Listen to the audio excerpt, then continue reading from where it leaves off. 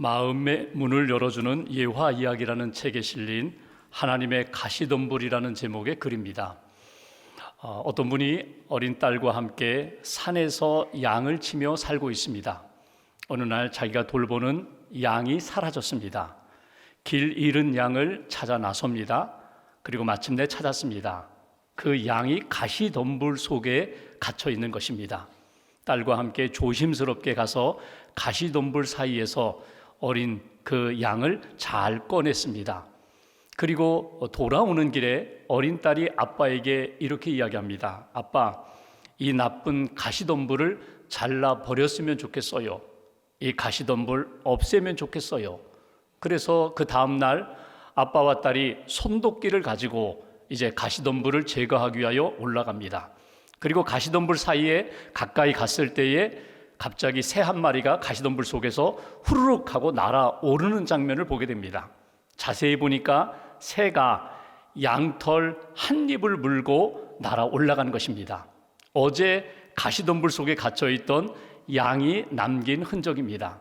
그 한 입 부드러운 양털을 물고 날아오르는 장면을 보고 어린 딸이 아빠에게 이야기합니다. 아빠, 저는 하나님이 이 가시덤불을 여기에 남겨두신 이유를 알겠어요.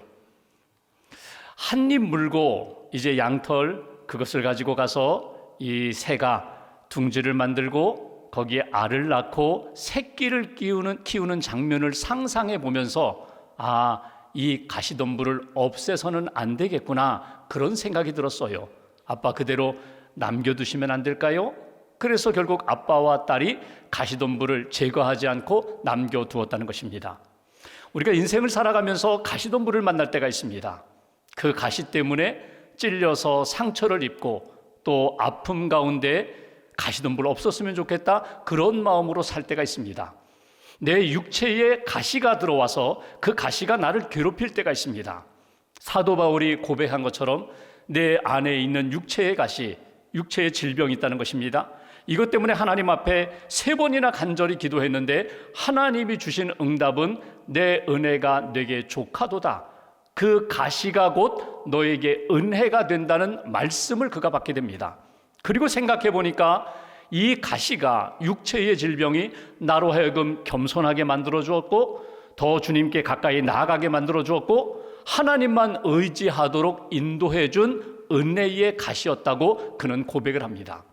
우리가 인생을 살아가면서 나를 찌르는 가시, 내 앞에 큰 덤불과 같은 그런 가시덤불이 나의 인생을 가로막을 때가 있습니다. 어쩌면 그것이 육신적인 질병일 수도 있고 사람들의 공격일 수도 있습니다. 그동안 그렇게 잘 지냈는데 어느 날 내가 변했는지 그가 변했는지 서로 어려운 관계로 변화되었습니다. 계속해서 나를 힘들게 하고 괴롭히는 그런 상태. 이 가시가 없었으면 좋겠다, 그렇게 생각하지만 결국 이 가시 때문에 하나님의 은혜를 구하고 하나님만 전적으로 의지하는 믿음의 사람이 되었다면 하나님은 이 가시를 해결해 주실 것입니다. 결국 마지막에는 이 가시 때문에, 가시덤불 때문에 나는 은혜의 사람, 겸손한 사람, 그리고 하나님 나라에 쓰임받는 인생, 하나님의 나라를 세워가는 인생으로, 그런 환경으로 하나님이 만들어 주신다는 것입니다. 여러분의 인생은 어떻습니까? 여러분을 힘들게 하는 가시가 있습니까? 그 가시는 무엇입니까? 여러분은 그 가시를 어떻게 해결하셨습니까? 지금 여러분을 힘들게 하는 그 가시, 그 가시덤불을 여러분들은 어떻게 해결하고 계십니까? 인생을 살아가면서 우리가 만난 가시, 가시덤불, 여러 가지 고난의 상황에서 하나님은 우리를 어떻게 보호하시는가, 어떻게 인도하시는가, 하나님의 섭리하심이 우리 가운데 어떻게 나타나는가, 말씀을 통하여 교훈을 얻고 내 안에 이미 주신 말씀, 은혜, 그리고 주신 사랑을 간직하고 믿음으로 승리하는 저와 여러분 되시기를 주님의 이름으로 기원합니다. 먼저 본문 12절 13절 말씀을 보겠습니다. 12절, 날이 새매 하루가 지나서 그 다음날 이튿날 아침이 되었다는 것입니다. 유대인들이 당을 지어 맹세하되 바울을 죽이기 전에는 먹지도 아니하고 마시지도 아니하겠다 하고 이같이 동맹한 자가 40여 명이더라. 여러분 보십시오. 나는 바울을 죽이기 전에는 아무것도 하지 않겠다고, 먹지도 않겠다, 마시지도 않겠다, 이렇게 결의한 사람이 40명이라고 성경은 말씀합니다. 그러니까 바울이 싫다는 거예요. 바울을 죽이겠다는 거예요. 유대인으로서 바울이 예수님의 복음을 전하는 것이 못마땅하다는 거예요. 하나님을 모독한다고 생각한 그들이 바울을 죽이기로 결의했다는 것입니다. 그런데 사도 바울은 이것을 모르고 있어요. 사도 바울은 자기를 죽이고자 하는 사람들이 이렇게 많이 결의했는지 알지 못하는 상황입니다. 그렇다면 하나님은 지금 무엇을 하실까? 하나님은 어떻게 바울을 구원하실까? 여러분, 바울에게 이미 말씀을 주셨어요. 11절 말씀 보실까요? 11절 한 절 함께 봉독합니다. 그날 밤에 주께서 바울 곁에 서서 이르시되 담대하라, 네가 예루살렘에서 나의 일을 증언한 것 같이 로마에서도 증언하여야 하리라 하시니라. 아멘. 사도 바울이 억울하게 붙들려 지금 갇혀 있는 상황에 하나님이 말씀을 주신 장면입니다. 지난 주일에 우리가 말씀을 나눈 것처럼 하나님이 다가오셔서 함께 서 계시면서 바울에게 위로의 말씀을 주신 거예요. 그런데 지금 보십시오. 그 다음 날 40여 명의 유대인들이 바울을 죽이기로 음모하고 작전을 짜고, 이제 바울이 내일 이렇게 지나가게 될 때에 우리가 대제사장들에게 청하고 또 천부장에게 부탁해서 지금 로마 영내에 있는 바울을 이렇게 끌어내서 다시금 공회에서 재판받게 만들고 이동할 때에 급습해서 바울을 죽이자, 이렇게 음모를 짠 그들, 그 음모를 바울은 전혀 모르고 있어요. 앞으로 이런 일이 일어나면 바울은 위기를 만날 것입니다. 큰 어려움을 만날 것입니다. 어쩌면 죽을지도 몰라요. 그런데 이런 위기가 다가오기 전에 하나님이 그 전날 밤에 바울에게 찾아가셔서 이미 말씀을 주셨다는 거예요. 미리 말씀을 주셨는데 그 말씀이 무엇입니까? 바울아, 담대하라. 내가 예루살렘에서 복음을 전한 것처럼 로마에까지 가리라. 그 얘기 뭡니까? 여기서 끝내지 않겠다는 거예요. 여기서 죽음을 당하지 않겠다는 거예요. 내가 너를 붙들어서 로마까지 가도록 내가 붙들어 줄게. 이것이 하나님께서 먼저 미리 사도 바울에게 주신 말씀이라는 거예요. 여기에 우리에게 주시는 첫 번째 교훈이 있습니다. 여러분, 우리가 위기 가운데 있을 때, 어려움을 만날 때 하나님은 무엇을 하시는가? 하나님은 우리에게 말씀을 주십니다. 먼저 우리에게 말씀을 주셔요. 그 말씀 붙잡고 담대하라고, 그 말씀 의지하여 하나님만 바라보고 하나님의 은혜와 능력을 의지하라고 말씀을 주신다는 거예요. 위기를 만났을 때 나 자신을 돌아보면서 이미 내 안에 주신 하나님의 말씀이 있습니다. 이것을 확인하고 내게 주신 말씀을 붙잡고 믿음으로 나아가는 하나님의 사람이 되어야 한다. 여러분, 위기 가운데 하나님이 말씀을 주십니다. 그 말씀 붙잡고 하나님이 기뻐하시는 믿음의 삶을 살아가는 것, 이것이 오늘 말씀을 통하여 우리에게 주시는 메시지예요. 하나님의 말씀은 생명이요 능력이요 어두운 길에 빛과 등대가 된다고 우리에게 말씀을 주십니다. 사도 바울은 이것을 분명히 알았어요. 나는 지금 일어나는 이 상황 가운데 지금 모르고 있어요. 만약에 이 상황을 안다고 한들 사도 바울이 풀 수 있는 방법이 없어요. 그런데 바울은 한 가지 분명히 아는 것이 있습니다. 주신 말씀대로 마지막에 하나님의 선한 역사가 이루어지리라. 마지막에는 승리를 주리라. 마지막에는 하나님이 합력하여 선을 이루시리라. 마지막을 사도 바울은 확신하고 있다는 거예요.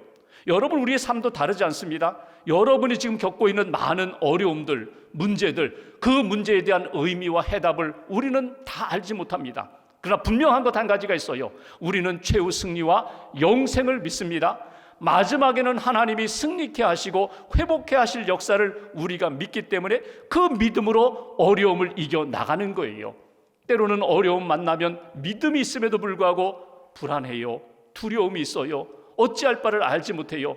두려움에 빠지는 인생이 아니라, 불안에 묶이는 인생이 아니라 하나님이 주신 말씀과 약속을 붙잡고 그날을 바라보면서 믿음으로 견디는 인생, 이것이 오늘 사도 바울에게 주신 말씀입니다. 내가 너에게 준 담대하라, 내가 너와 함께 하겠다, 너로 하여금 구원의 역사에 내가 동행하겠다, 로마까지 가야 하리라. 이 말씀을 붙잡고 사도 바울이 담대함을 얻었던 것처럼 그런 은혜가 저와 여러분들 가운데 늘 살아있기를 주님의 이름으로 기원합니다. 야곱이라는 사람 아시죠?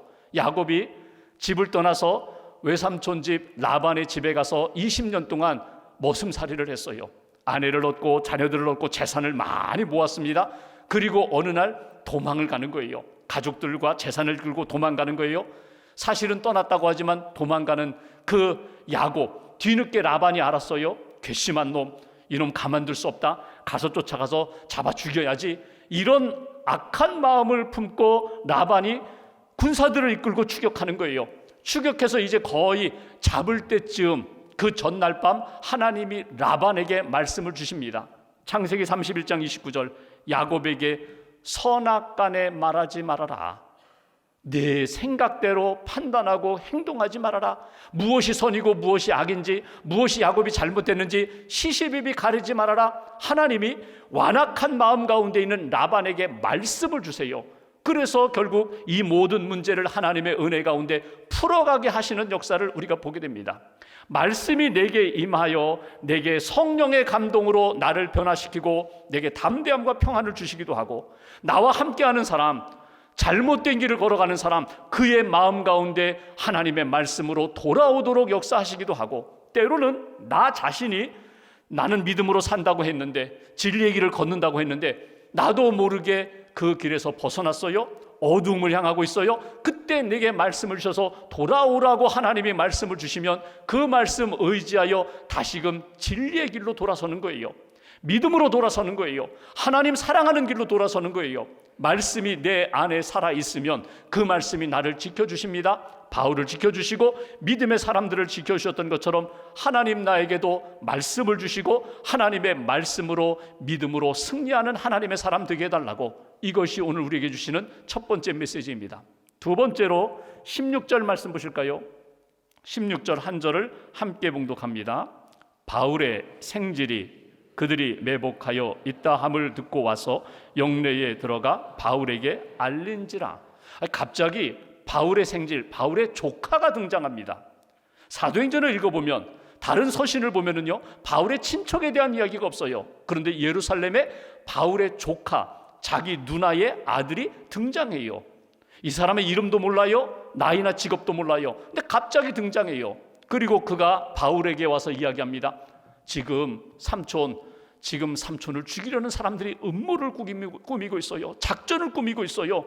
그 이야기를 전해주자 사도 바울이 지나가는 백부장 한 사람을 불러요. 여기 한 백부장, 모르는 사람이에요. 백부장을 불러서 이 청년이 천부장에게 할 말이 있습니다. 이 청년을 천부장에게로 좀 안내해 주세요. 그랬더니 백부장이 저 죄수가 무슨 이야기야, 무시하거나 거절하지 않고 이 조카 청년을 데리고 천부장을 찾아가요. 그리고 천부장에게 바울이 보낸 청년입니다. 무슨 할 말이 있다고 합니다. 19절 말씀 보십시오. 천부장이 그의 손을 잡고 물러가서 조용히 묻되 내게 할 말이 무엇이냐. 천부장이 마치 아주 친한 사이처럼 바울을 보호해 줄 것처럼 묻는 장면을 보게 됩니다. 여기 한 가지 주목할 것이 있어요. 갑자기 바울의 친척 조카가 등장하고 백부장이 협력하고 천부장이 이야기를 들어주면서 호의적인 것으로 대하는 이 모습을 보면서 우리가 오늘 하나 건져 올릴 것이 있어요. 사람의 생각, 사람의 계획, 사람의 음모를 뛰어넘는 하나님의 계획, 하나님의 보호하심, 하나님의 인도하심의 손길이 오늘 여기 성경에 나타나고 있는 것을 보게 됩니다. 이것을 하나님의 섭리라고 그렇게 표현합니다. 섭리라는 말이 무엇입니까? 하나님이 계획하십니다. 하나님이 주관하십니다. 하나님이 인도하십니다. 하나님의 뜻대로 그 인생을, 그 역사를 이끌어 가시는 것을 섭리라고 그렇게 표현해요. 그러니까 오늘 뜻하지 않은 사람들, 조카를 부르시고 백부장을 사용하시고 천부장을 동원하여 하나님이 사도 바울을 보호하시면서 구원과 하나님의 은혜의 길로 인도하시는 하나님의 섭리의 손길이 나타나는 것을 우리가 발견하게 됩니다. 두 번째 주시는 교훈이 있어요. 우리가 어려움을 만났을 때, 고난을 만났을 때 하나님은 무엇을 하시는가? 내 생각, 내 계획, 내가 준비하는 것을 뛰어넘어서 하나님은 섭리하심으로 우리를 인도하신다는 거예요. 하나님의 섭리하심이 우리 가운데 살아있다는 사실을 우리가 믿음으로 받아들여야 한다는 거예요. 여러분, 인간의 음모를 뛰어넘는 하나님의 은혜, 능력, 섭리가 있다는 것을 여러분 항상 기억하세요. 내가 하는 것, 내가 준비하는 것 이상으로 반드시 하나님은 선한 결과를 만드실 거야. 하나님 앞에 믿음으로 맡기며 하나님이 인도하심 따라갈 거야. 성경을 보시면 많은 사람들의 음모와 하나님의 섭리, 하나님의 보호하심이 성경에 많이 나와요. 대표적으로 요셉 같은 사람 보십시오. 자기 형들입니다. 형들이 자기를 죽이려고 해요. 미워해요. 그래서 구덩이에 넣고 살릴까 말까 종으로 팔아넘깁니다. 이게 사람들, 형들의 음모예요. 그런데 나중에 여러분, 요셉이 애굽의 총리가 된 다음에 자기에게 양식을 구하러 온 형들을 바라보면서 무슨 이야기를 해요? 내가 형들의 동생 요셉입니다. 내가 아우 요셉입니다. 그러자 형들이 벌벌 떨었잖아요. 이제 우리도 죽겠구나. 우리는 죽겠구나. 그때 요셉이 한 이야기가 있어요. 형님들 나를 팔았다고 근심하지 마세요. 걱정하지 마세요. 형님들이 나를 판 것이 아니라 하나님이 나를 먼저 이 땅에 보내신 것입니다. 우리 가족을 구원하기 위하여, 하나님의 뜻을 이루기 위하여 하나님이 나를 먼저 보내신 것입니다. 이것이 요셉의 신앙이에요. 그러니까 사람의 음모, 가장 가까이 있는 가족들이 나를 버린다 할지라도 하나님은 나를 버리지 않으시고 나와 함께 하십니다. 하나님의 구원 역사를 만들어 가십니다. 이것이 요셉의 신앙이었다는 거예요. 에스더서를 볼까요? 에스더에서에 보면은 하만이라는 사람이 모르드게를 죽이려고 해요. 장대를 준비하고 거기에다가 매달아 죽일 날짜까지 정해놓았어요. 이 사람의 음모에 대하여 하나님이 어떻게 역전시키는지 아세요? 거기에 매달린 사람은 모르드게가 아니라 준비했던 하만이 매달리는 것을 보게 됩니다. 모르드게와 에스더의 신앙이 어떤 신앙이에요? 죽으면 죽으리이다. 나는 하나님만 붙잡겠습니다. 사람의 방법이 아니라 하나님만 의지하겠습니다. 믿음으로 나아갈 때에 하나님이 역전시키는 역사를 우리가 성경에서 보게 됩니다. 여러분, 사람이 마음으로 아무리 자기의 길을 계획할지라도 인도하시는 분은 여호와 하나님이세요. 사람들이 여러 가지 인간적인 것들을 도모하지만 그 모든 것들을 완성하시는 분은 하나님이시라는 믿음을 분명히 가지실 필요가 있어요. 오늘 사도 바울이 그러했던 것처럼 하나님의 섭리가 살아있다면, 하나님의 섭리하심에 대한 믿음이 내 안에 살아있다면 어떤 경우에도 나는 흔들리지 않습니다. 나는 주님의 은혜 가운데, 주님의 역사하심, 일하심 가운데 내가 있음을 믿고 모든 것 하나님 앞에 맡기겠습니다. 하나님의 섭리를 믿으면요, 기다릴 수 있어요. 기대할 수 있어요. 기도하며 내 뜻대로 되는 것이 아니라 하나님 뜻대로 그 시간에 그 방법으로 이루어질 거야. 기다리는 하나님의 사람, 저와 여러분들 하나님의 섭리 가운데 믿음의 길을 잘 걸어가시기를 주님의 이름으로 기원합니다. 세 번째 23절 말씀 보실까요? 제가 봉독합니다. 백부장 둘을 불러 천부장이 두 명의 백부장을 불렀습니다. 이르되 명령을 내립니다. 제3시 밤 9시에 가이사랴까지 갈 보병 200명과 기병 70명과 창병 200명을 준비하라 하고, 천부장은요 수하에 1000명의 부하를 거느린 지휘관입니다. 근데 여기 보시면 200명, 70명, 200명, 자기 수하의 그 1000명의 신하들 가운데 470명을 동원해서 바울을 지키겠다는 거예요. 예루살렘에서 가이사랴까지 재판 받을 때까지 바울을 보호하여 너희들이 다녀오라고 명령을 내리는 것을 보게 됩니다. 24절 말씀 보실까요? 한 절 같이 봉독합니다. 또 바울을 태워 총독 벨릭스에게로 무사히 보내기 위하여 짐승을 준비하라 명하며. 보십시오, 바울은 죄수예요. 근데 천부장이 바울을 호송하는 가운데 죄수가 말을 타고 갈 수 있도록, 장군처럼 왕자처럼 말을 타고 갈 수 있도록 보호하라는 거예요. 천부장이 이렇게 명령하고 신하들 470명이 호위하면서 움직여서 가이사랴 목적지까지 인도하는 이 장면을 보면서 여러분 어떤 생각이 드세요? 한번 여러분 그림을 그려보세요. 지금 이 장면을 한번 생각해 보세요. 지금 길에 40명이 바울을 죽이겠다고 매복하고 있습니다. 틈 타서 어떻게 기회만 되면 바울을 죽이겠다고 호시탐탐 노리고 있는데, 하나님은 천부장의 마음을 움직이셔서 470명으로 바울을 보호하는 장면을 보게 됩니다. 사람의 음모를 산산히 깨뜨리시면서 모든 것들을 절망의 자리로 그렇게 무너뜨리시는 하나님, 하나님과 함께 오늘 사도 바울이 470명과 함께 이렇게 행진하면서 하나님 살아계셔, 봐, 하나님 살아계셔, 하나님 우리와 함께 계셔, 하나님이 결국 승리케 하시고 영광을 받으시는 하나님이시여, 이것을 보여주는 것이 오늘 이 본문의 장면이에요. 오늘 이 말씀을 통하여 고난과 위기 가운데 있을 때 하나님은 무엇을 하신가? 하나님은 우리를 보호하십니다. 섭리 가운데 이끌어 주십니다. 그리고 하나님이 뜻하시는 곳으로 우리를 이끌어 가시는 거예요.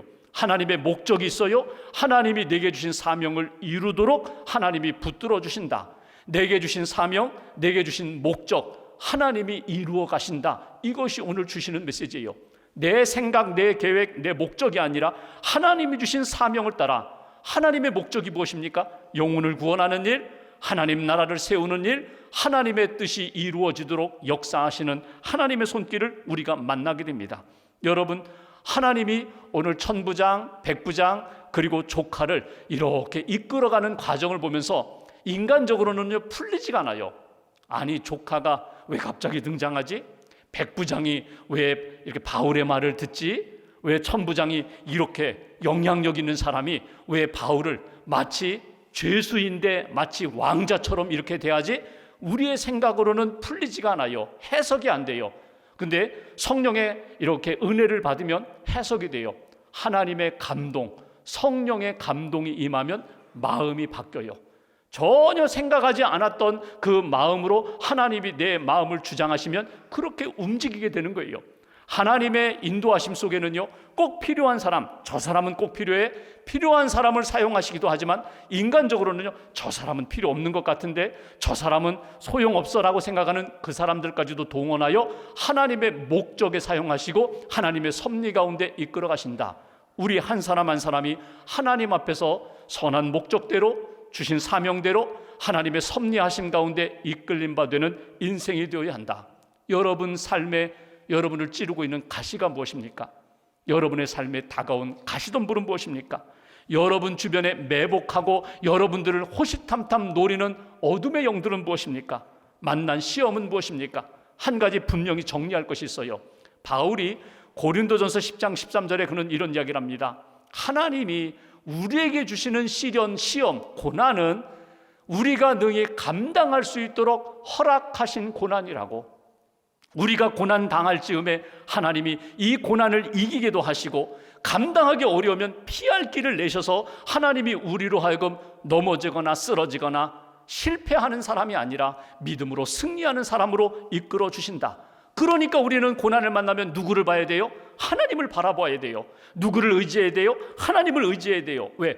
그분이 감당케 하시기 때문에, 그분이 피할 길을 내도록 인도하시기 때문에. 내가 찾고 찾아도 없었던 길인데 하나님이 그 고난 앞에서, 가시덤불 앞에서 감당할 수 있도록 능력도 주시고 피할 길도 내셔서 하나님의 사람으로 끝까지 믿음으로 승리하도록 하나님이 이끌어 주신다. 오늘 말씀을 묵상하면서 늘 점검하는 거예요. 내 안에 주님의 말씀이 살아있는가? 내 신앙 속에는 하나님의 섭리하심에 대한 분명한 신앙 고백이 있는가? 하나님, 그럼에도 불구하고 하나님은 나와 함께 하십니다. 그럼에도 불구하고 하나님은 나와 함께 하시고 말씀과 성령의 능력으로 하나님의 영광이 나타나도록 인도하십니다. 이 고백이, 이 신앙의 삶이 사라지지 않는 저와 여러분 되시기를 주님의 이름으로 기원합니다. 위기 가운데 내가 붙들고 있는 말씀은 무엇인가? 이미 내 안에 살아 역사하는 말씀을 나는 의지하며 나는 여러 가지 어려운 상황에 나는 담대히 나아가고 있는가? 말씀을 잃어버리면 믿음의 힘을 잃어버리게 되어 있어요. 말씀을 붙잡고 살아계신 하나님과 동행하면서 하나님이 이루어 가시는 역사에 쓰임받는 인생. 하나님은 어떤 분이신가? 하나님은 무슨 일을 하시는가? 하나님은 지금도 나와 함께 하시는 하나님, 계속 말씀을 주시는 하나님, 말씀을 생각나게 하시고 말씀 의지하여 하나님의 영광에 참여하도록 인도하시는 하나님, 그 섭리하시는 하나님, 하나님 그 능력을 믿고 말씀을 믿고 한 주간 동안 어느 곳에 가든지 그 믿음으로 그 말씀으로 승리하는 저와 여러분들 되시기를 주님의 이름으로 기원합니다. 기도하겠습니다.